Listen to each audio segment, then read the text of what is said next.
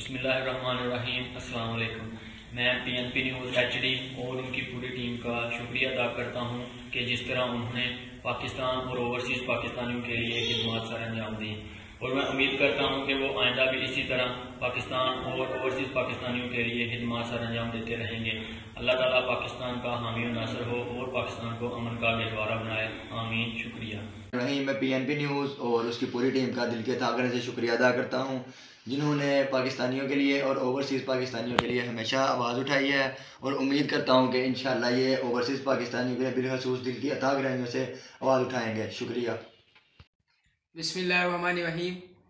मैं PNP news HD की पूरी टीम का शुक्रिया अदा करता हूँ, जिन्होंने ओवरसीज़ पाकिस्तान और पाकिस्तान में रहने वाले पाकिस्तानियों के लिए खिदमत सरअंजाम दी।